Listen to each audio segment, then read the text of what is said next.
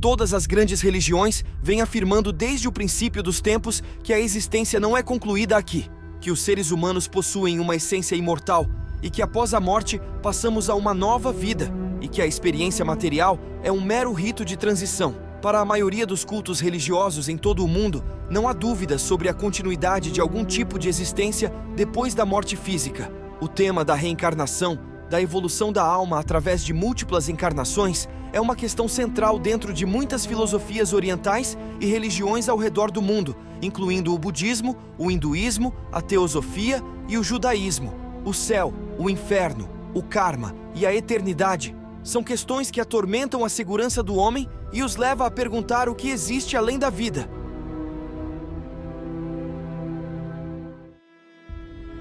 Para compreender a nossa situação atual, é valioso considerar a história judaica, marcada por 4 exílios distintos: Egito, Babilônia, Grécia e Roma.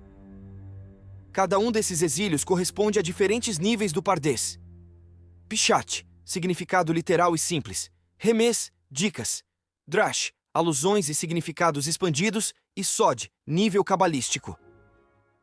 Esses níveis foram enfatizados em diferentes momentos para combater os desafios dos respectivos exilados. E para a Cabalá, isso é muito claro, porque como sempre dizemos, luz sempre sobra, o que falta é recepção. E cada livro tem uma recepção diferente de acordo com cada século ou mentalidade do escritor que recebe esse tipo de revelação. Durante a Idade do Bronze, o nível Pishat foi suficiente para sustentar os judeus daquela época. Segundo a tradição, Moisés enfatizou o significado simples e literal para ajudar os hebreus a se libertarem e abandonarem a monolatria. No exílio babilônico, o povo judeu precisava do Remes, o nível de sugestões e significados ocultos, para se opor aos opressores. Da mesma forma, no exílio grego, o Drash, alusões e explicações ampliadas, desempenharam um papel vital na preservação da identidade judaica.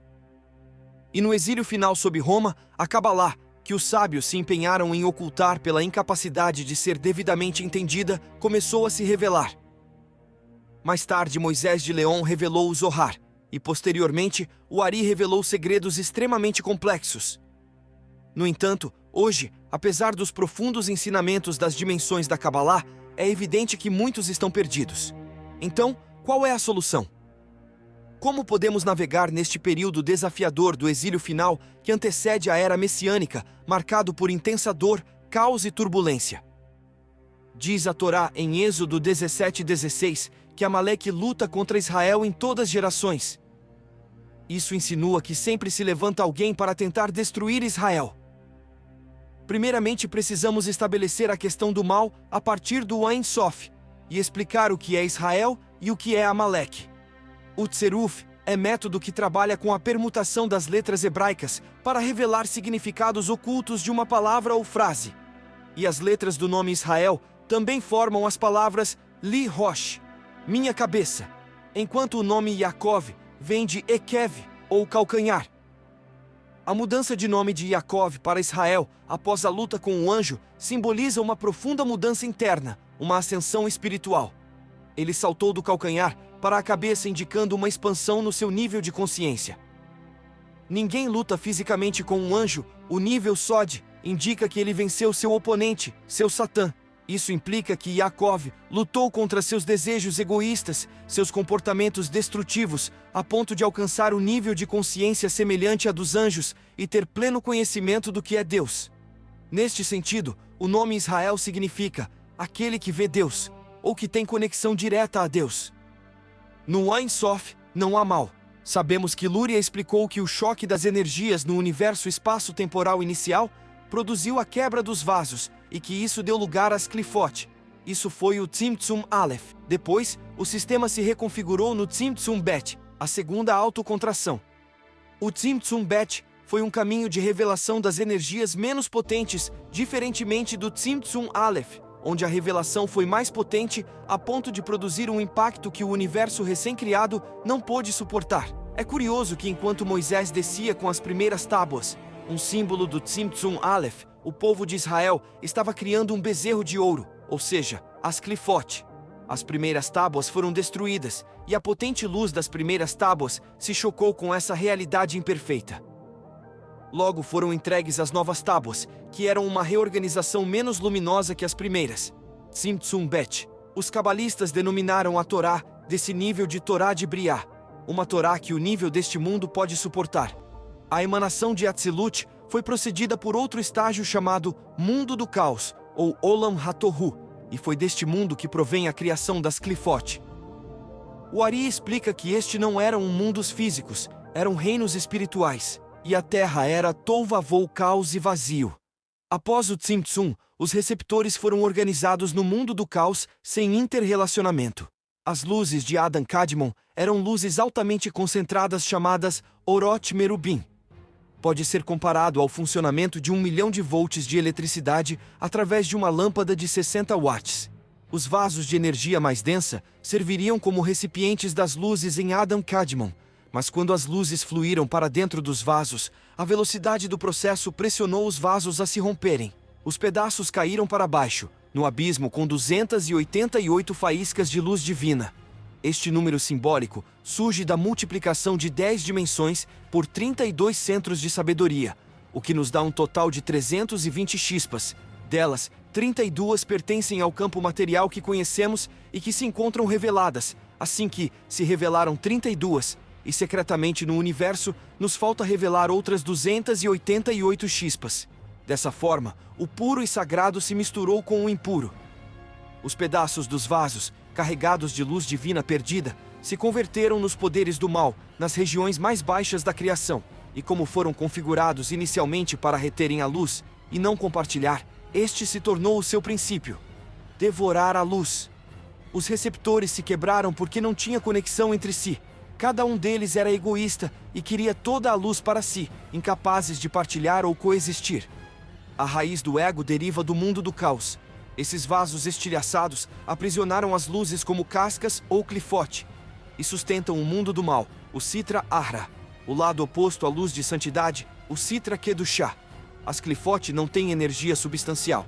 A única forma de existirem é aprisionando a luz divina em si mesmas e crescendo como cascas ao redor delas. As luzes que conseguiram retornar se organizaram e se retificaram, formando o sistema da árvore da vida, e se produziu o universo de Atzilut. Então foi construído um novo mundo e melhor construído, com cada sefirá interligada. Hesed contém dentro de si Gevurá, e Gevurá contém Hesed, e assim sucessivamente. Portanto, Atzilut também é chamado de Olam HaTikun, o mundo da retificação. Em Briá, o mal já existe. Em Yetzirá, o bem e o mal são equivalentes, 50% a 50%. E no universo de Asiá, onde está nosso mundo, o mal é maior que o bem, isso é dizer que a luz em nosso mundo é menor que a escuridão. Em Asiá, a cada 3 notícias, 2 são desagradáveis porque a escuridão ainda é maior. 25 a 30% de luz e 70% escuridão. O nível de Nefesh deriva das Clifot. Ezequiel, em sua visão da Merkavá, descreveu as Clifot que prevalecem no mundo, ocultando a divindade. Portanto, a criação das Clifot não foi por acaso, as trevas têm uma função. A Torá diz que a revelação divina era aterrorizante para os israelitas, e muitos morreram, exceto Moisés, que claramente estava em outro nível. A função das Clifot é ocultar a luz, enquanto este mundo não alcançou o nível necessário para rompê-las e suportar uma revelação maior da luz. É comum referir-se às Clifot como uma só unidade, entretanto existem diferenças de níveis de impureza entre elas. Ezequiel destacou 3 níveis de Clifot: redemoinho, grande nuvem e fogo ardente. Esses são 3 níveis de Clifot completamente impuras, não contendo nenhum bem, exceto pela centelha de luz exilada que as anima. E a quarta Kelipá, chamada Noga, ou brilho reluzente circundante, é essencialmente diferente das outras 3, pois dentro dessa Kelipá existe raio de santidade. As proporções de bem e mal em Clifot Noga variam em Briá, Yetzirá e Asiá. No Tânia, capítulo 6 e 7, o Rabi Shneur Zalman diferenciou as coisas que recebem sua força de vida das 3 Clifot completamente impuras e as que recebem vitalidade das Clifot Noga. As almas de todas as criaturas vivas que são impuras e proibidas para consumo pela Torá estão na primeira categoria, pois ao alimentar-se de um alimento impuro, a força de sustento e a vitalidade da Nefesh são extraídos diretamente das Clifot. Kelipanoga contém tanto o bem quanto o mal, é uma categoria intermediária entre a impureza e a santidade. Essas Clifot podem ser elevadas ao nível de santidade ou cair por completo ao nível de impureza, e pode afetar uma pessoa em ambas as direções. A quebra dos vasos não foi uma falha acidental. Este processo permitiu a criação do mal, proporcionando o exercício da livre escolha e a conquista do mérito. Além disso, dentro das Clifot estão as luzes originais do mundo do caos. Quando uma pessoa transforma aquele panoga ou rompe as Clifot impuras através da techuvá ou correção, ele libera essas luzes. Existem centelhas que esperam milhares de anos para que alguém as libere. Isso é chamado de o refinamento das centelhas. Um exemplo de refinamento está até mesmo no consumo de alimentos. Cada alimento kasher contém centelhas de santidade que são liberadas quando alguém o consome para ser saudável e receber energia adicional e vitalidade no seu corpo, as quais pode utilizar para ampliar sua mente a serviço de Deus. Então, o nível de kelipanoga que ele consome ascende ao âmbito da santidade, e o efeito será positivo. O alimento que não é consumido com esse propósito, ou seja, a pessoa come compulsivamente por um desequilíbrio, permanece em estado de kelipanoga, e em consequência do hábito de comer desmedidamente sem um propósito correto, o nível de kelipanoga despenca ao nível de impureza e o corpo passa a sentir os efeitos. A comida não kasher, por outro lado, permanece kelipá, e bloqueando a luz até que a pessoa que a consumiu comece a fazer techuvá. Aqui a coisa fica mais complicada com respeito ao tema do mal. O primeiro problema é a extensão. Para tratar de explicar este tema, existem diversos tipos de mal, sendo o mal de tipo macrocósmico que foi inserido dentro da estrutura da criação e o tipo de mal que existe dentro dos níveis inferiores da alma humana, Nefesh. O mal de tipo cosmológico é a causa do mal interior do ser humano.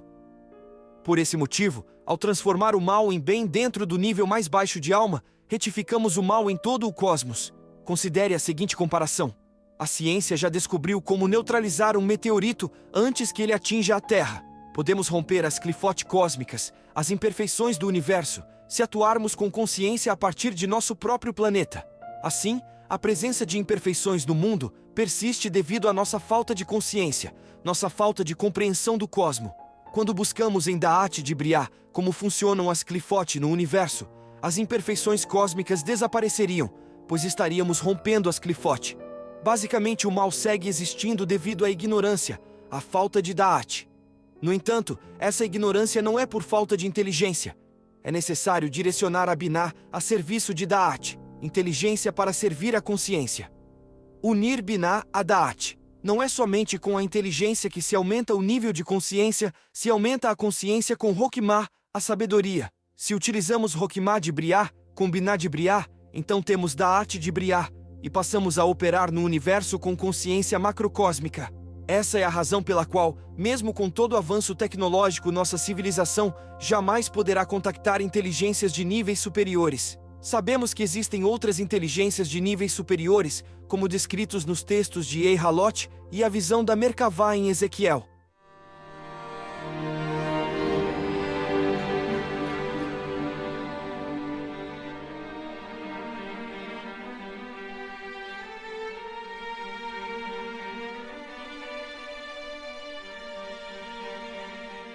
Antes de morrer, Ezra o escriba decidiu criar a grande assembleia.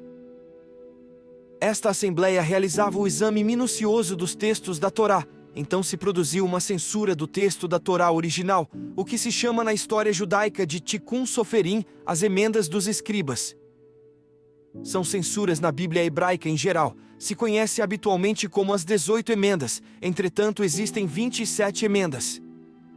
Estas censuras não são preocupantes, mas a ideia foi ocultar pontos onde é descrito antropomorficamente o avatar do Ein Sof, da dimensão de Keter de Briah, para evitar a criação de imagens do avatar do Deus infinito e evitar um tipo de binitarismo ou para preservar a honra de Deus. Esse avatar do Deus infinito é o Deus descrito no texto bíblico que se revelava aos profetas, conhecido como o Deus da carruagem de fogo. Portanto, sabemos que o Ein Sof não tem imagem por ser ilimitado, mas seu avatar tem, E aí está a questão do porquê ele proibiu o judaísmo de fazer imagens. O objetivo do Deus de Israel é a não idolatria. Se alguém quiser saber mais, basta ir no primeiro capítulo de Ezequiel ou em Isaías capítulo 6. Deus se revelava aos profetas em todo o texto bíblico com uma imagem, seu avatar dentro do campo da finitude. Keter do universo de Briá, ou seja, o nível espaço-temporal mais elevado e conectado à dimensão de Malhut de Atzilut, isto é, a entrada da eternidade. Assim, o Deus da Merkavá exerce controle sobre o contínuo espaço-tempo, alcançando a eternidade. Desde os primórdios da civilização, ele nos tem transmitido mensagens, revelando-se aos hebreus e manifestando-se a Moisés, sob a forma de uma nuvem acompanhou os hebreus no Egito. E 700 anos mais tarde, apareceu a Ezequiel. Hoje é a base das 3 grandes religiões abraâmicas.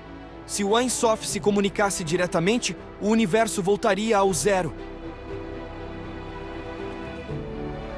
Ele tem uma estrutura antropomórfica, mas não quer dizer que é humano.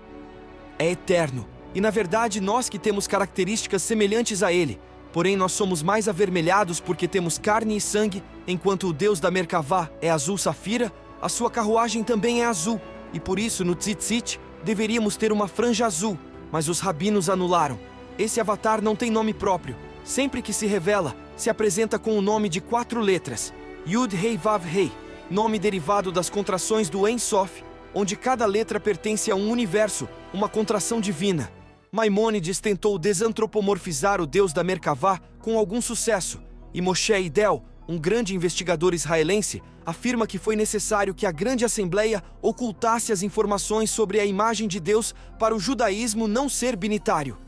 Maimônides combateu muito a ideia de Deus ter uma imagem no universo finito, principalmente por causa do cristianismo e a divinização de Jesus.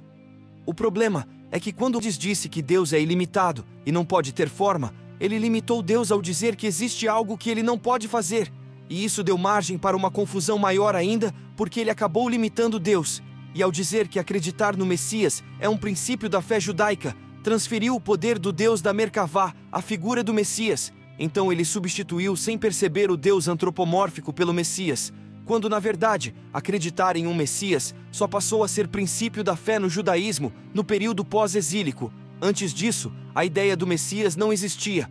Essa é uma visão somente do Maimônides, e hoje é uma fala bem repetida.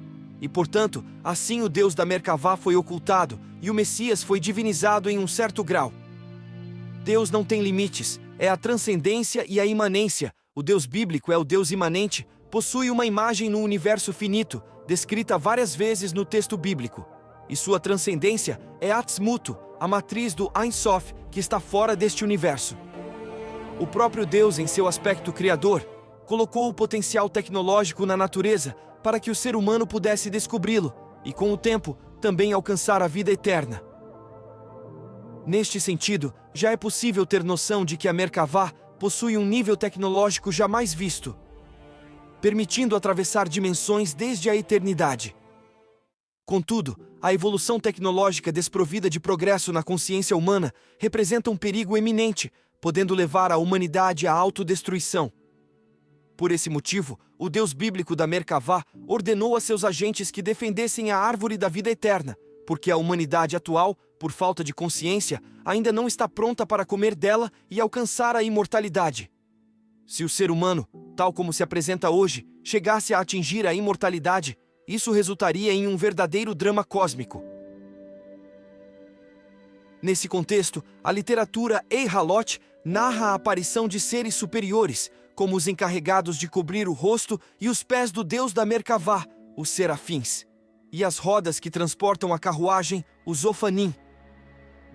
A ortodoxia reinterpretou esse conceito, criando um conceito metafísico, onde cada místico poderia ascender aos palácios, construindo sua própria Merkavá e contemplar o trono do avatar de Deus. Os predecessores dos rabinos, receosos de má interpretação, como ocorreu com Elisha ben Abuia, o mestre do Rabi Meir, produziram uma metatronização do Deus do trono e situaram Metatron no lugar principal do universo de Briá, o nível mais alto do universo, e assim ocultaram o Deus da carruagem em Metatron.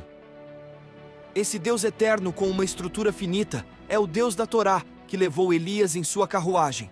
E o mesmo que os escribas ocultaram em Gênesis 18:22, no texto original da Torá dizia: E Deus permaneceu de pé na frente de Abraão. E os escribas mudaram para: E Abraão permaneceu de pé frente a Deus. O nome Metatron tem o mesmo valor do nome El Shaddai. Metatron era conhecido como Yud-Hei-Vav-Hei menor.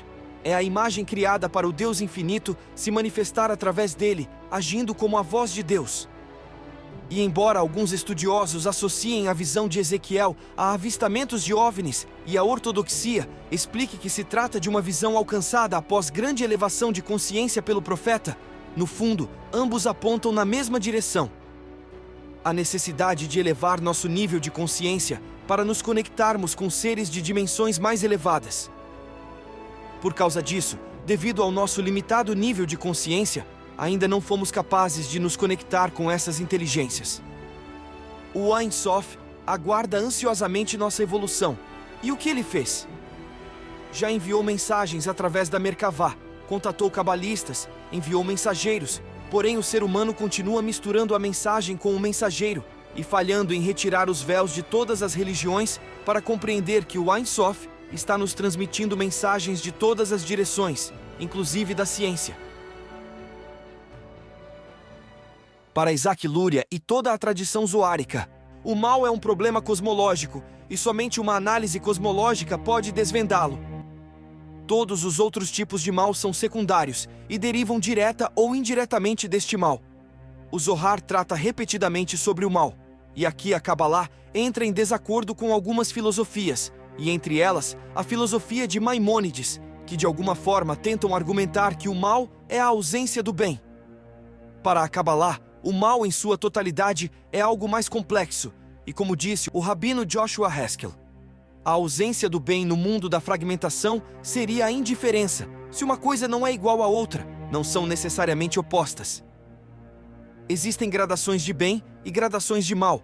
O mal está no extremo do espectro ruim. A ideia de que sem o mal não haveria bem também é uma falsa dicotomia. Se uma pessoa toma um sorvete de um sabor que gosta muito, vai sentir prazer. Esse prazer existe apenas porque a pessoa já provou algo nojento e horrível? Obviamente não. O prazer do sorvete é comparado ao estado neutro de sem sorvete e não ao sabor de uma coisa ruim ou nojenta. A ausência do bem no mundo da fragmentação é neutra, nem ruim nem boa. O ódio é o oposto do amor? Não. É a indiferença o oposto do amor. O bem nos níveis inferiores é contextual, enquanto o bem supremo é absoluto. Além disso, a Kabbalah nos diz que não existe apenas um tipo de mal. O primeiro mal é o mal cosmológico no universo de Briá. O segundo, o mal subjetivo dentro da dimensão de Tiferet do universo de Yetzirah, como nosso lado obscuro interior, ou as clifote pessoais. O terceiro é o mal que os outros podem nos causar na dimensão de Yesod do universo de Yetzirah. O quarto, o mal das limitações físicas do universo de Asiá. O quinto, aquele Panoga, o mal das clifote que contém cascas mais frágeis e, portanto, mais fáceis de se romper e extrair à luz. O sexto tipo de mal, o mundo das clifote, onde as faíscas de luz estão exiladas e distantes da luz inicial do Tzimtzum Aleph. E o sétimo tipo de mal é o mal absoluto do nível de Amaleque com sua destruição constante. Sitra Ahra. O outro lado é um conceito segundo o qual existe um lado obscuro em toda a realidade. Portanto, cada fragmento revelado neste universo espaço-temporal tem dentro de si esse aspecto da escuridão. Seria necessário no mínimo 4 horas de vídeo, e acredito que não conseguiria terminar de explicar sobre cada mal. Sendo assim, por agora não será possível explicar sobre todas as clifote em cada uma das dimensões da árvore clifótica ou analisar as explicações sobre o mal da escola de Sória, uma das escolas secretas de Kabbalah. Pouco se conhece sobre os místicos desta escola, também chamados pelo investigador Gershom Scholem de gnósticos de Castilha, mas sabe-se que apresentaram um enfoque muito mais radical sobre a origem do mal do que os cabalistas que os precederam, levando a um dualismo exacerbado que é incompatível com o monoteísmo judaico. Muitos de vocês já conhecem a divisão dos universos de Asiá, Yetzirah e Briá. Cada um desses universos tem seus próprios limites, porque a partir de Briá existem os limites estruturais dos universos espaço-temporais, e cada dimensão dentro desses universos também tem seus próprios limites. E como disse o escritor Amos Oz, não podemos mesclar os diferentes tipos de mal. Jamais deveríamos colocar todos os males numa mesma cesta, porque existem males de diferentes categorias. Dessa forma, não se pode analisar o mal como se deve. O que sabemos de acordo com a Cabalá é que devemos contextualizar o mal em cada clifote, e para isso, usamos as ferramentas da árvore da vida e os diferentes universos. Tendo em conta que para a Cabalá, todo contexto está relacionado com uma sefirá, com uma dimensão. Devemos nos perguntar quantos tipos de contexto podemos diferenciar na Cabalá para conhecer onde os males operam? A princípio é simples de saber, pois temos 3 universos inferiores: Briá, Yetzirá e Asiá, e 2 superiores, Atzilut, e o universo oculto de trás de Atzilut, que na Cabalá se conhece como Adam Kadmon. Porém, em Adam Kadmon, o mal não está estabelecido. Adam Kadmon está oculto em 2 lugares: dentro do infinito, como energias vibracionais, e dentro das clifote, dentro das cascas que ocultam faíscas desta luz. Em Atzilut, é onde as luzes do mundo do caos retornaram de forma ralentizada, em consequência da quebra dos vasos no mundo Tohu, no espaço vazio gerado após o Tzimtzum, onde depois foi estabelecido o universo de Briá. Portanto, o mal existe a partir de Briá, da criação, conforme é descrito no texto bíblico. Eu formo a luz e crio as trevas. Eu faço a paz e crio o mal. E em Yetzirá, o mundo da formação, depois da criação das trevas, a luz pôde ser revelada. Daqui já podemos ter uma noção dos diversos contextos onde operam as clifote, levando em conta que existem 10 sefirot em cada um desses 3 universos inferiores. A multiplicação é simples. A princípio teríamos 30 contextos diferentes de níveis onde as clifote operam.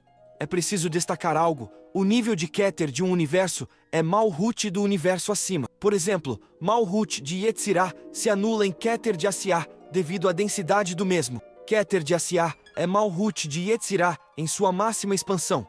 Então contamos 10 em Asiá, 9 em Yetzirá e mais 9 em Briá. Literalmente teríamos 28 contextos diferentes de mal.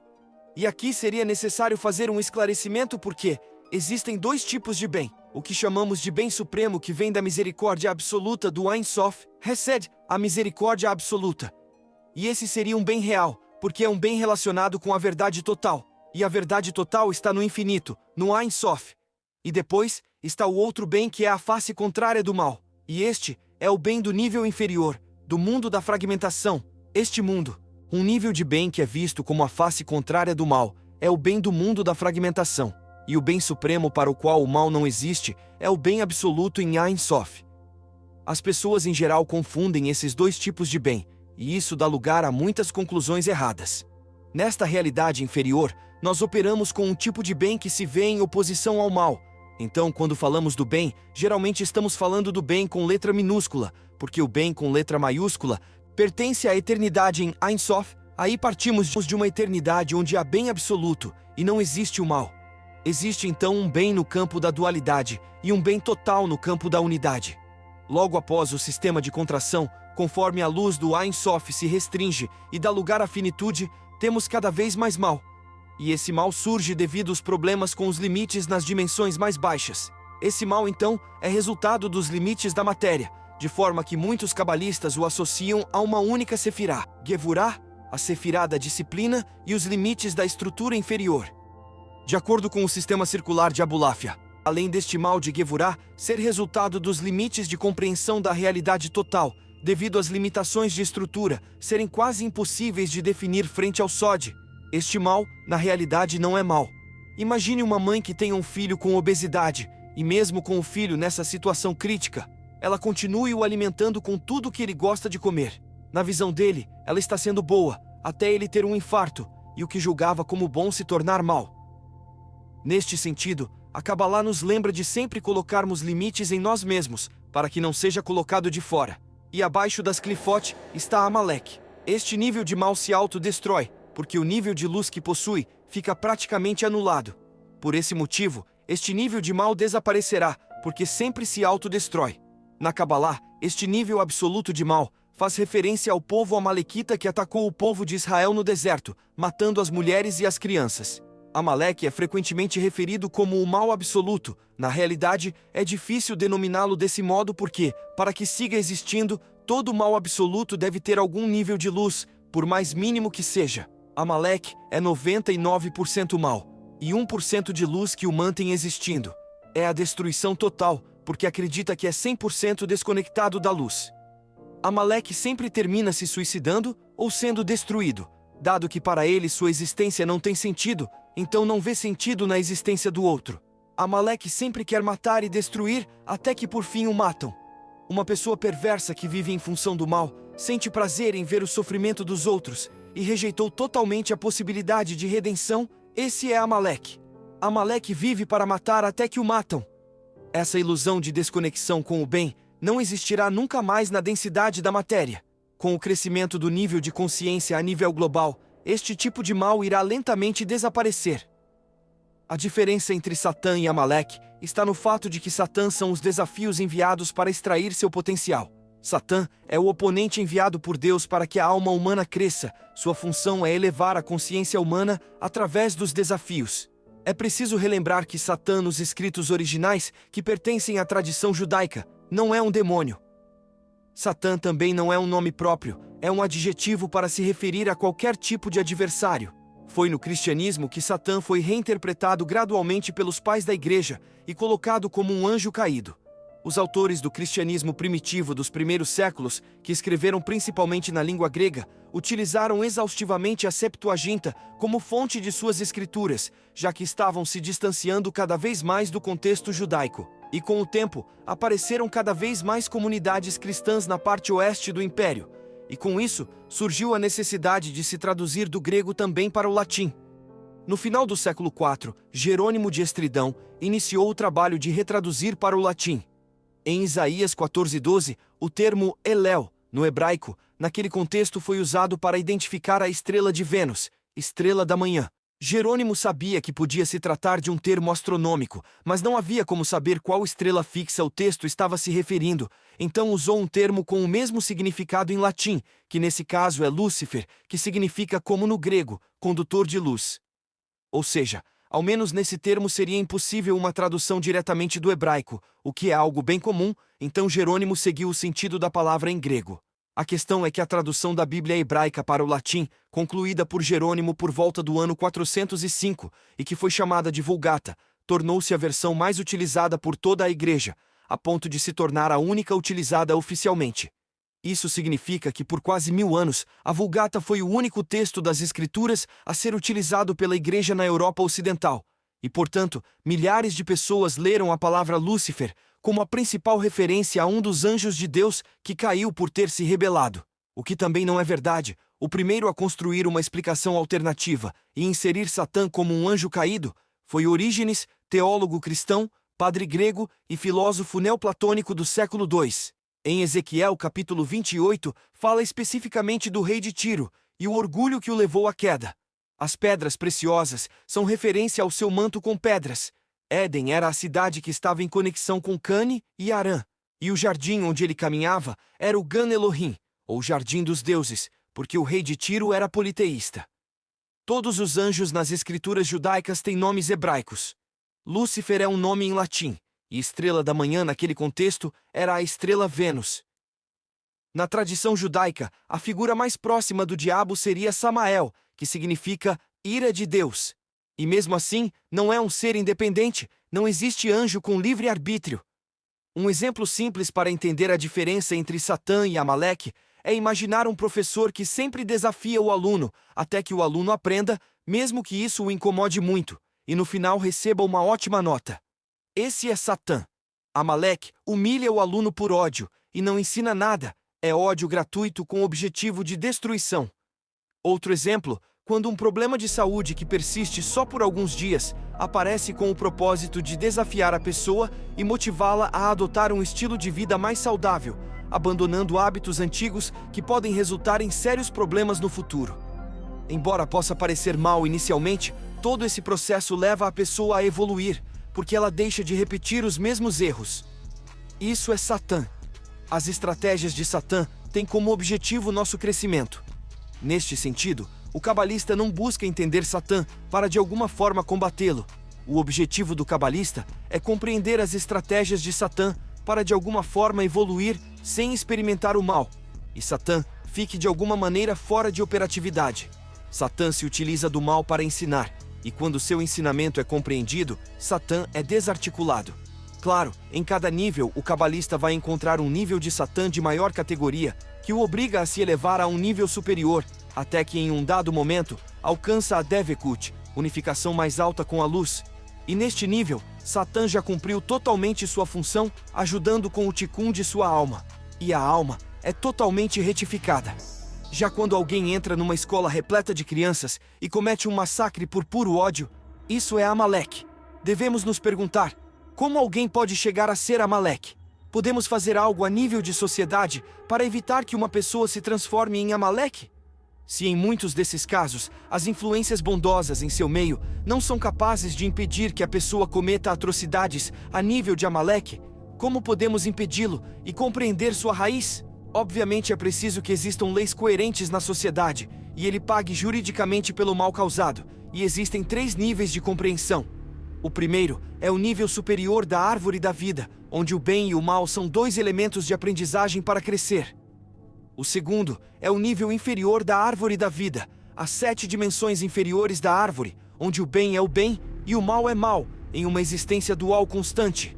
E o terceiro é o nível de Amaleque abaixo das Clifote, onde o sem-sentido existencial é absoluto, e a única coisa que o mantém vivo é a destruição que pode causar. Não devemos confundir o mal em cada um desses níveis. No nível superior, o mal nos leva ao entusiasmo de aprender com os erros e compreender o motivo de ter passado por esse mal. O nível intermediário, na árvore do conhecimento do bem e do mal, não aprendemos com o mal e não o compreendemos. E no nível inferior, Amaleque é mal total enquanto não consegue expandir seu receptor. Amaleque quer substituir Deus ao decidir sobre a vida e a morte do outro. O homem nasceu para o esforço, diz o texto de Jó 5:7, embora outras traduções digam: o homem nasceu para a aflição. As palavras são diferentes, mas em qualquer caso, todo esforço acarreta um grau de aflição, embora, a longo prazo, o êxtase da alma mais do que compense esse primeiro estágio de aflição. No texto de Jó, o mal é representado por Satã, e suas estratégias são as seguintes. 1. O mal lhe diz que nenhum esforço é necessário para encontrar o sentido da sua existência. Se alguém existe sem significado aparente, perde as forças do entusiasmo e passa à segunda fase de mal. Todo esforço na Kabbalah é o treinamento que deve fazer para se elevar, e treinamento em hebraico é imun, e esse conceito é a raiz de emuná, que geralmente é traduzida incorretamente como fé, mas que na verdade significa confiança. A confiança vem pelo treinamento constante, e o prazer do treinamento é chamado de ta'anug. Quando alcançamos esse estado de prazer e entusiasmo no treinamento, conseguimos ser felizes no processo de crescimento constante. Neste ponto, a chave é a motivação da criança. Quando a alma vem ao mundo, devemos motivá-la a buscar esse treinamento para que ela alcance a confiança, uma confiança que leva a descobrir seu propósito na existência e, portanto, descobre seu real potencial e não a arrogância. O Pirkei Avot diz: quando você cria um filho, você cria também o filho do seu filho. Devemos ajudar a criança e o jovem a expandir o Kli através do aumento de Da'at, da consciência. Sem o treinamento, se perde a confiança e começa a terceira fase, a desvalorização.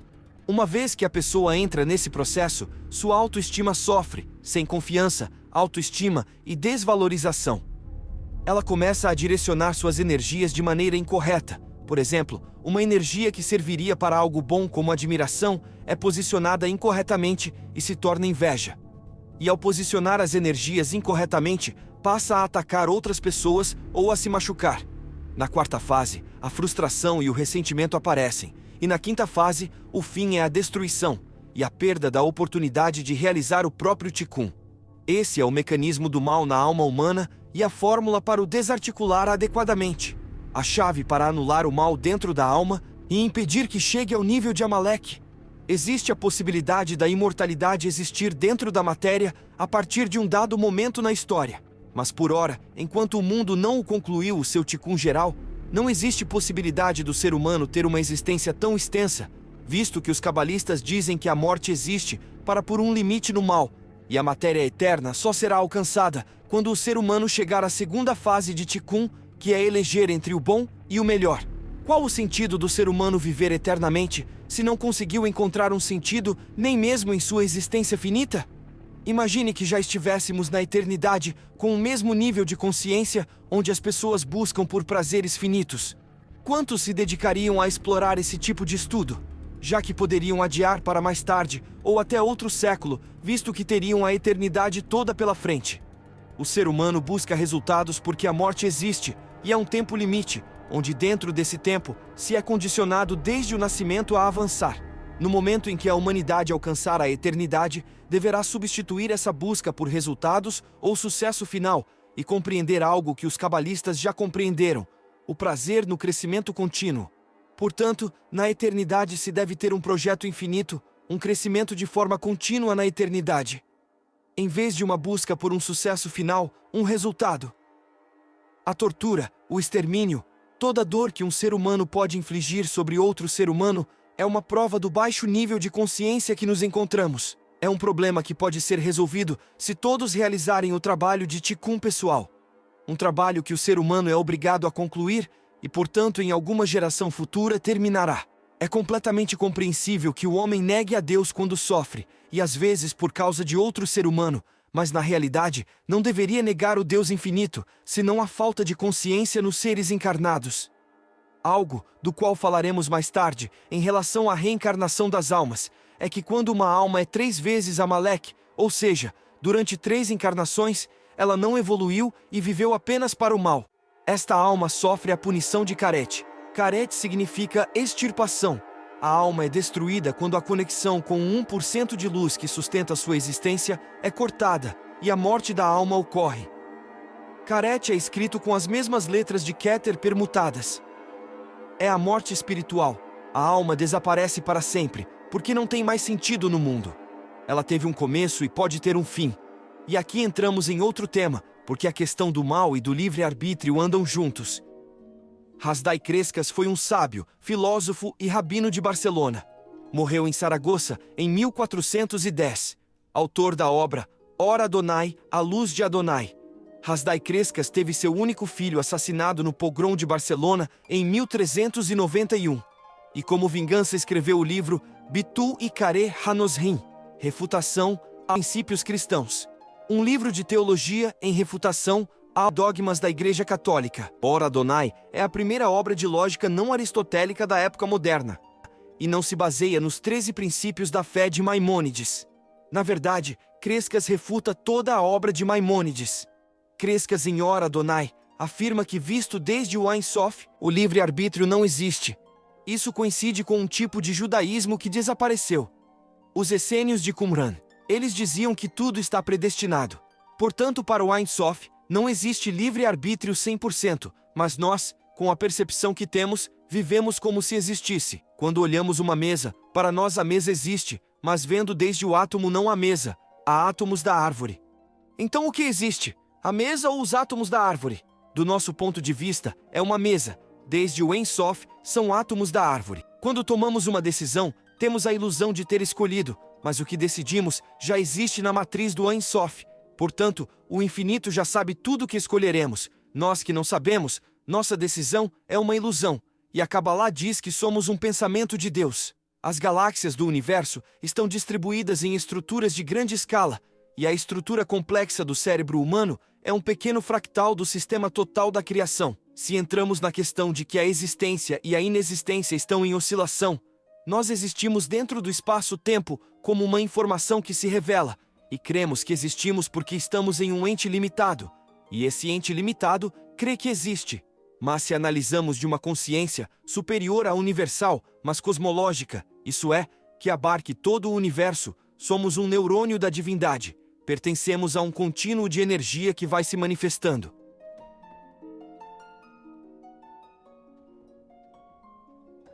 Todas as decisões da humanidade levarão ao mesmo final, dependendo do caminho que escolherem tomar.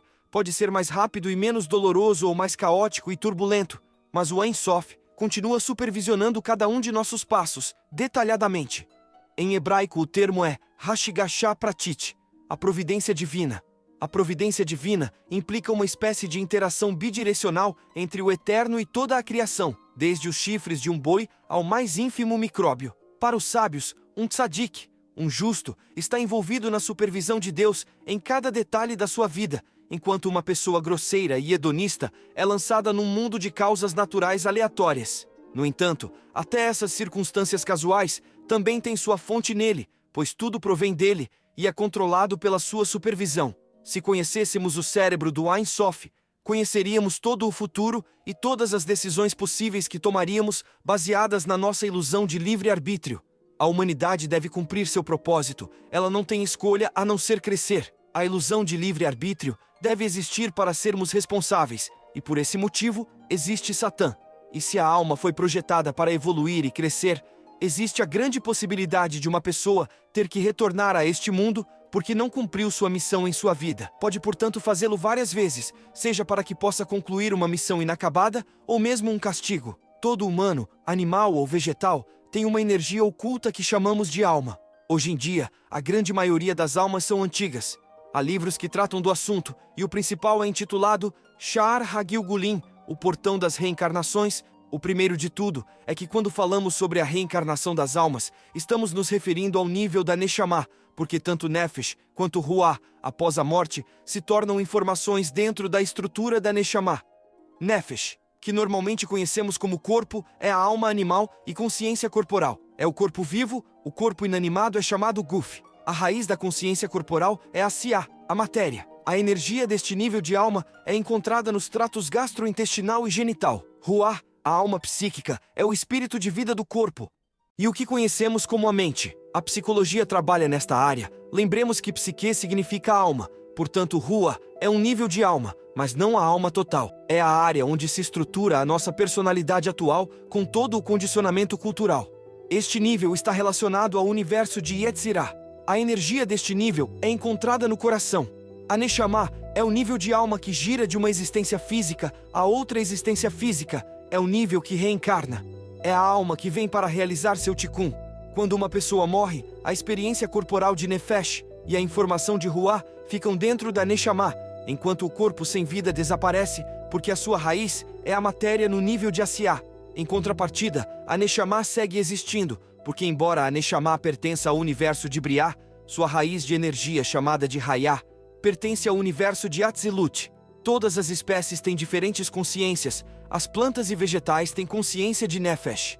Os animais têm Nefesh e Ruah. Isso é consciência corporal e alma emocional, mas não tem a Neshama. Agora começa a parte complicada, que é entender que tudo que existe tem níveis e subníveis. Dentro dos níveis de alma estão diversos subníveis. No nível de Nefesh está Nefesh de Nefesh, Ruah de Nefesh, Neshama de Nefesh, Hayah de Nefesh e Yehidah de Nefesh. A Yehidah de Nefesh é acoplada com a Nefesh de Ruah. Em Ruah temos Ruah de Ruah, Neshama de Ruah, Hayah de Ruah e Yehidah de Ruah. A Yehidah de Ruah é o nível mais baixo da Neshama, ou seja, Nefesh da Neshama. O subnível mais alto de um nível de alma é o nível mais baixo do nível subsequente. Alguns exemplos por aproximação seriam: uma pedra se enquadra no nível de Nefesh de Nefesh. Um vegetal seria Ruah de Nefesh. Os animais têm Nefesh e Ruah, alma emocional e consciência corporal, mas não Neshama, porque não tem um Kli expandido suficientemente até a Neshama. Portanto, se algum animal pudesse expandir o Kli, seria consciente como os humanos no nível da Neshama, porque Neshama para o animal é Or Makif, e para os humanos, Or Makif é Hayah. O Kli só pode ser expandido através do treinamento, e em alguns casos pela predeterminação da graça que cai, já que o homem está predeterminado em alma pelo Kli. Isso quer dizer que uma alma pode ter um dom muito amplo na dimensão de Hokmah, e portanto possui um Kli também muito amplo. Um problema que temos é por questão de linguagem, porque quando falamos de Kli, generalizamos, mas na realidade, a alma humana não possui um Kli, possui 10 Keilim. Quando dizemos que somos apenas um receptor, estamos dizendo algo que não se deve, porque possuímos um Kli em cada uma das 10 dimensões. Cada um desses Keilim são predeterminados pela raiz da alma da qual ela veio. Existe apenas uma alma no mundo, apenas Adão foi criado. No primeiro capítulo do livro de Números, os israelitas são contados ou numerados. Por que o Criador perguntaria quantos seguidores ele tem? E então foram contabilizadas 600.000 almas. Assim como o texto diz que haviam 600.000 quando estavam no Egito, 600.000 quando deixaram o Egito, 600.000 no deserto, e 600.000 entraram em Israel. Como isso seria possível? Tanta coisa poderia ter acontecido entre cada um desses períodos, indivíduos falecendo, bebês nascendo, mas o número não mudou. No outro vídeo, vimos que foi Adão que escolheu descer para doar e ser como seu Criador. Como resultado, Adão se partiu em 600.000 partes. Essas 600.000 partes são almas raízes. Cada alma raiz pode se multiplicar em dezenas de outras faíscas, como uma tocha acesa que pode acender uma outra tocha. Então, ao longo de muitas gerações, continuou a se dividir em partes menores ou faíscas. Esse processo está simbolizado na Torá nos seguintes períodos: Caim e Abel, a Torre de Babel e, obviamente, o resto das gerações. Cada alma provém de uma raiz. Cada raiz possui uma configuração de energias e frequências que são passadas às faíscas subsequentes. Quando duas almas compartilham as 10 dimensões, isso é, possuem a mesma configuração de alma, possuem os mesmos desequilíbrios e virtudes nas 10 Sefirot. Significa que vieram da mesma raiz e os cabalistas as chamam de almas gêmeas. A grande maioria das almas que conhecemos, às vezes tem conexão em 1, 2 ou 3 dimensões. Mas quando tem nas 10, é uma situação que somente aí se vê o predestinado. Isso pode ocorrer com conhecidos casais, familiares e pessoas que vivem em continentes diferentes. Certamente existem pessoas que nunca encontram outra alma de sua mesma raiz, porque uma alma gêmea chega quando uma alma está terminando seu processo de Tikkun, corrigindo seus desequilíbrios, porque esta alma está pronta para unir suas 10 dimensões com as 10 dimensões do outro. Então, começa um novo processo de Tikkun, escolher entre o bom e o melhor. Como nos disse Baal Shem Tov, a retificação não é somente corrigir nossos desequilíbrios, mas potencializar nossas virtudes. Se alguém não tem seu interior trabalhado, não tem trabalhado no seu processo de retificação pessoal, dificilmente irá conhecer uma alma da mesma raiz. O mais provável é que essa pessoa irá eleger, por predestinação da matriz, a uma outra alma, de uma raiz diferente, e que irá obrigá-la a trabalhar em sua retificação, mas ao contrário das almas gêmeas, esse processo será muito turbulento e caótico. Portanto, todos os divórcios e relacionamentos que fracassam também possuem um motivo, porque para a matriz, o principal é a retificação da alma. E se mesmo depois do relacionamento anterior ter falhado, a pessoa segue elegendo o mesmo modelo do relacionamento anterior, é porque segue sem retificar a alma. Também pode ocorrer de duas almas que pertencem a raízes diferentes, ou seja, não são gêmeas trabalharem pela retificação pessoal, se ajudarem, seguirem aprendendo até entrarem em equilíbrio. Alguns cabalistas ao largo da história tiveram experiências de alta magnitude, ascenderam níveis muito altos e, consequência disso, em um caso específico, censuraram o capítulo 4 do livro Sha'arei Kedushá, do cabalista Haim Vital, onde ele descreve em detalhes sua experiência nos níveis superiores e seu contato com as energias do nível de Hayá. Os rabinos tiveram medo e censuraram este capítulo, mas atualmente é possível ler o capítulo 4 no hebraico. Segundo Moisés Cordovero, após a morte física, as condições de tempo e espaço são alteradas. Ele nos explica que existem diferentes estruturas espaço-temporais. No Ein Sof, não existe tempo e espaço. Em nossa realidade no planeta Terra, no nível de Asiá, onde há o tempo e o espaço, e portanto vivemos em uma sequência a nível de Nefesh. E no nível da Neshama, segundo palavras de Cordovero, existe o tempo fora do tempo. Um tempo que não se registra com a mesma velocidade que o tempo em Asiá, a tal ponto que 1000 anos deste lado pode ser um dia do outro lado. E neste sentido, quando a alma reencarna, para ela não passou muito tempo, em contrapartida deste lado, podem ter se passado décadas ou séculos. Para os cabalistas, existem dois conceitos do tempo fora do tempo. O Olam Rabá, traduzido erroneamente como mundo vindouro, porque tecnicamente não é um mundo futuro, é um mundo que já existe depois da morte, com um outro tipo de tempo. E o outro denominamos Leolam Vaed. Quando nos voltamos à liturgia, Leolam Vaed está relacionado ao mundo eterno, para sempre e para a eternidade. Portanto, na liturgia judaica, quando dizemos Leolam Vaed, estamos invocando energias do Ein Sof, fora do tempo. E quando mencionamos o Olam Rabá, estamos dizendo que a Neshama não vive do outro lado a sensação de tempo sucessivo que temos no mundo material.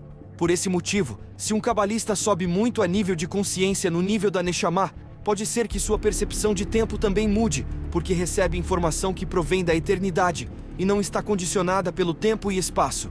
Portanto, para os cabalistas, o tempo também é um estado de percepção. Quanto mais materialista uma pessoa é nesta vida, mais a Neshama sofre para desencarnar. E segundo a Kabbalah, as almas podem oscilar entre dois estados, Gehinnom e Gan Eden, comumente referidos como inferno e paraíso. Não se tratam de lugares físicos, mas sim de estados de consciência. Isso implica que duas pessoas podem estar caminhando normalmente pela rua, mas a realidade que uma está vivenciando é um inferno, e da outra é o Gan Eden. Se essa pessoa que está vivendo o inferno falece, sua alma continua nesse estado, pois é onde ela se encontrava ao partir, e sua alma sofre horrores para desencarnar. Às vezes demora até perceber que morreu e segue buscando o que tinha no mundo material. Dependendo das más ações que cometeu em vida, se foram muito graves e a alma não conseguiu se desprender de sua identidade física, essa alma se torna um espírito do Kafakela. Kafakela é um término que aparece nas Escrituras, no livro de Samuel, capítulo 25. Basicamente é dito que para os justos há a bênção e a misericórdia de Deus, e para os maus não há descanso, porque após a morte precisam fazer techuvá. Porém, do outro lado, a única forma possível de retificação é dolorosa para a alma, e sendo assim, a experiência de Kafakela é vista como uma espécie de castigo. A esse respeito, o Talmud, no Tratado de Shabat 152b, fala que as almas dos justos estão abaixo do trono de Deus, enquanto para os malvados não há descanso. As almas dos que foram maus precisam se purificar. Essas almas enfrentam dificuldades para se desprenderem do materialismo, mesmo depois da morte, e não conseguem avançar. Os espíritos do Kafakela transitam incansavelmente até encontrarem um ser humano vivo que tenha os mesmos vícios ou comportamentos destrutivos que esses espíritos tinham quando estavam encarnados. Quando um espírito do Kafakela passa a acompanhar uma pessoa, isso é chamado de Dibuk, em outras espiritualidades como obsessor. Com o tempo, essa concepção evoluiu para a ideia de que uma pessoa poderia ser possuída por um Dibuk. As leis do outro lado são um pouco diferentes, e esses espíritos se encontram em estados que conhecemos como baixa vibração.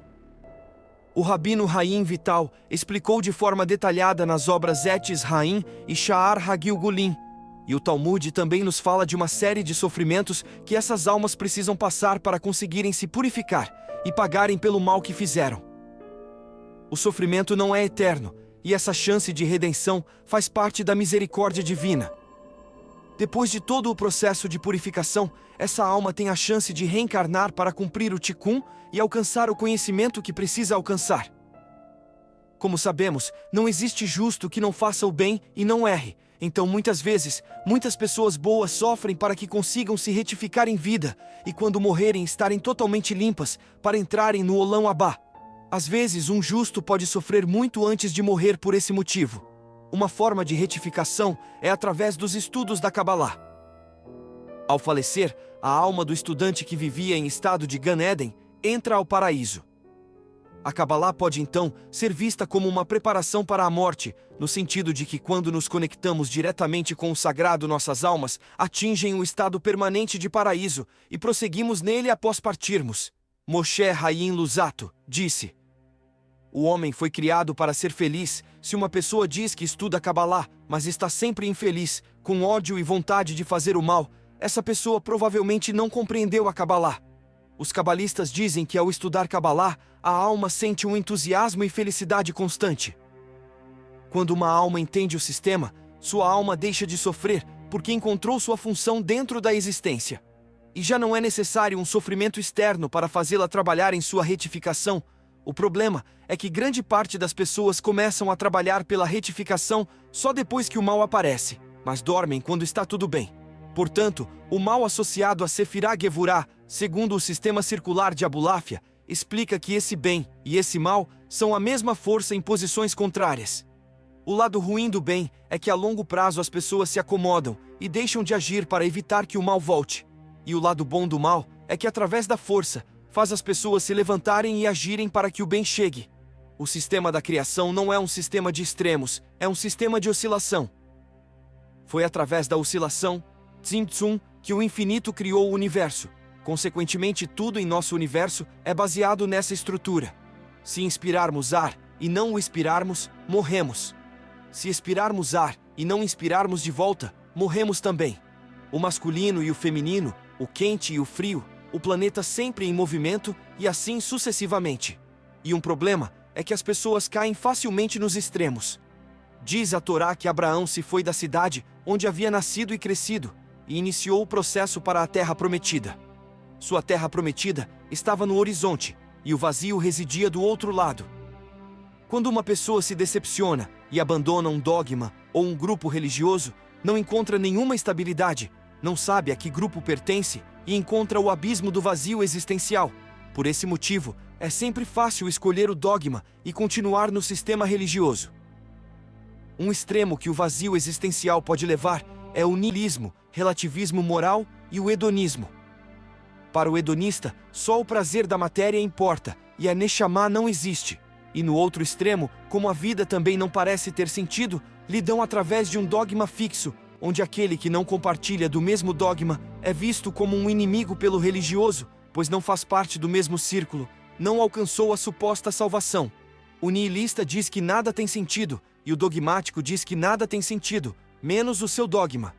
O que muitos ainda não entenderam é que é possível viver sem esses dois extremos, mas é necessário o trabalho espiritual. Portanto, a Cabalá não é uma religião. Deus não pode ser enclausurado dentro de uma construção humana, e o homem não pode agir como se fosse proprietário de um monopólio de Deus. As verdadeiras catedrais da Cabalá são as ideias dos cabalistas, que perfuram a realidade. Não precisamos de castelos, nem honras dos outros. O conceito de Torá dos cabalistas não é o mesmo conceito de Torá dos religiosos que se prendem à testolatria.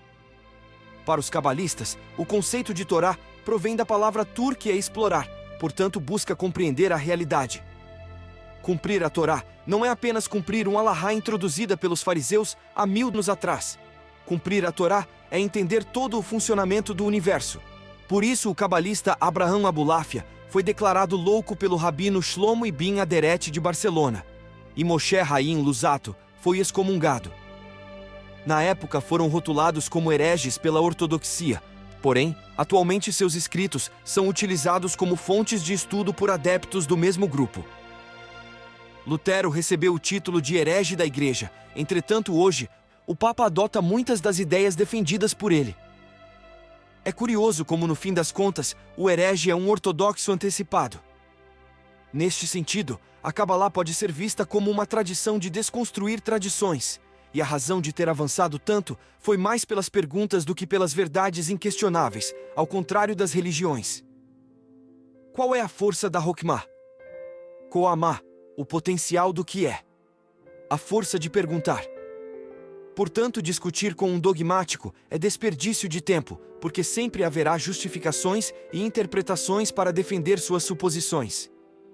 Para os cabalistas, Hokmah deve ser a luz e Biná deve ser a resistência, porque sem resistência não há luz. Imagine uma sala que tenha eletricidade, mas não tem lâmpadas. A energia está lá, mas ninguém a vê. Só podemos ver a luz quando há uma resistência e um receptor capaz de conter a luz. Por isso dizemos luz sobra. O que falta é receptor. Quando permutamos as letras da palavra eu, em hebraico ani, o que temos é a palavra ayin, ou nada. Portanto, nesta realidade, não existe uma verdade total. O que temos são fragmentos, e a verdade total reside somente no Ein Sof. Quando um ortodoxo afirma que sua religião é a única verdade, já caiu no dogmatismo e na fragmentação da Biná. É possível comer kosher dentro de um campo de concentração? Podemos enxergar os ácaros que todos os dias tentam nos comer enquanto dormimos? As cores não existem, são ilusões de frequências de luz. Portanto, a realidade é tão complexa que nossa mente não pode dominá-la. O invisível é o que realmente existe, e esse é o problema de se julgar com uma percepção muito materialista. A Cabalá nos dá tal nível de autonomia quando nos aproximamos da verdadeira essência, ou seja, o ayin, o nada, que já não podemos nos definir de alguma forma. E por mais que os mandamentos da Torá sejam instruções para a construção de um mundo melhor, até mesmo os mandamentos se tornam relativos à medida que as circunstâncias mudam. Uma dúvida bastante comum das pessoas é: todos podem estudar Cabalá? E a resposta é sim, se alguém tem interesse na sabedoria da Cabalá e nas investigações existenciais, então é mais importante mergulhar nos materiais cabalísticos e pensar sobre o que depende o futuro da humanidade, ao invés de se comportar de forma mecânica por conta de uma religião ou grupo. A mudança necessária na consciência humana hoje precisa ir muito além de práticas religiosas. Quem nunca escutou algum religioso afirmar que a religião o mudou completamente, porém, ao passar um tempo afastado das práticas religiosas, o mesmo retorna aos mesmos padrões de comportamento de quando não era religioso. Isso demonstra claramente que a consciência não evoluiu, permaneceu inalterada desde antes de adotar qualquer religião. Segundo a Cabalá, quando a consciência é completamente expandida, ela nunca mais volta à sua forma original. É como uma pessoa adulta encolher de volta e se tornar uma criança, algo impossível. Assim, nunca experimentou a divindade, sendo apenas uma ilusão pessoal. Existem mais de 10.000 religiões diferentes ao redor do mundo. Se cada religioso realmente tivesse uma ligação direta com o divino, provavelmente já estaríamos na era messiânica e presenciado uma nova forma de revelação divina. Entretanto, essa não é a realidade que vemos. Não tenho intenção de criticar as religiões, pois Deus se manifesta de diversas formas para todos os povos. O que deve ser esclarecido é que as pessoas precisam enxergar além das questões teológicas e da fé infantil. Debater se o Messias já chegou ou ainda está por vir, se uma determinada crença venera forças da natureza ou não, todas essas questões são questões religiosas, e quando discutem religião, discutem dogmas, mas jamais impulsionam uma transformação de consciência em escala mundial. E aí que entra a Cabalá. A Cabalá não é uma religião e trabalha com a expansão da consciência. Portanto, qualquer um pode estudar Cabalá, um ateu, um agnóstico, um cristão, um budista. Deus não disse nenhuma vez na Torá que exige que acreditem nele, e como disse o grande rabino Aryeh Kaplan, nada criado pode suportar a luz infinita de Deus. Para que a existência possa ser concedida, Deus precisa se ocultar, e portanto, o que ele espera é uma mudança profunda na consciência da humanidade para que o mundo possa atingir seu propósito de receber sua luz. Existe toda uma realidade oculta, e existem dois tipos de pessoas que se ocupam desse plano oculto: os cientistas e os cabalistas. Quando os cientistas se levantam pela manhã e vão às suas pesquisas indagar pelos segredos, estão estudando Cabalá. Quando a física moderna utiliza a teoria do Big Bang para explicar a origem do universo, estão falando do Tzimtzum, que os cabalistas já explicaram centenas de anos antes. Quando os cientistas dizem que em um momento da história, a gravidade teve que competir com a energia escura, porque se tivéssemos somente a gravidade, a matéria entraria em colapso. Estão falando da força restritiva e a força expansiva que os cabalistas, através de seus escritos, já diziam que sem o acordo entre ambas as energias masculina e feminina, em términos macrocósmicos, o universo não poderia ter sido criado. Por trás de tudo, existe uma força oculta e invisível que se comunica através de várias roupagens. E essa grande força exige o nosso progresso. Quando a alma não atinge seu potencial em uma encarnação, precisa retornar. Já foi explicado que o propósito da criação é fazer uma morada para o divino neste mundo. A Neshama existe antes de entrar no corpo e continua existindo depois que o corpo morre. Haim Vital escreve que cada alma deve reencarnar até ter cumprido totalmente seu tikkun. Através das várias reencarnações, todas as partes de Adam são elevadas, e uma vez que toda a alma única, Adam, tenha sido consertada, as almas humanas não precisarão reencarnar mais, pois terão conquistado o conhecimento necessário, e através da tela que é construída com a luz de nossas correções, Malhut se eleva a Keter, e nosso mundo atinge seu propósito. Como está escrito em Isaías: morte será destruído para sempre, meu soberano Deus enxugará as lágrimas de todos os rostos, e porá fim ao opróbrio do povo de Deus por toda a terra. E em Salmos, os justos possuirão a terra e viverão nela para sempre. Para finalizar, embora nem todos os sofrimentos possam ser explicados pela reencarnação, isto é, o Sod do Sod, o tema estudado profundamente ajuda a explicar tragédias como mortes de pessoas acometidas repentinamente, seja em acidentes, doenças ou guerras. E muitas almas precisam retornar a este mundo para cumprir apenas um determinado propósito, e quando esse propósito é alcançado, a alma pode retornar à sua morada eterna. Isto explica muitos casos de morte precoce. Em tempos de desafio, e especificamente quando sentirem que tudo está fora de controle, saibam que tudo foi planejado e executado meticulosamente no caleidoscópio divino. Avancemos sempre com entusiasmo, vamos aprender com nossas quedas. Em cada retificação da alma, extraímos luzes, e o Deus oculto que não vemos nos espera à nossa frente.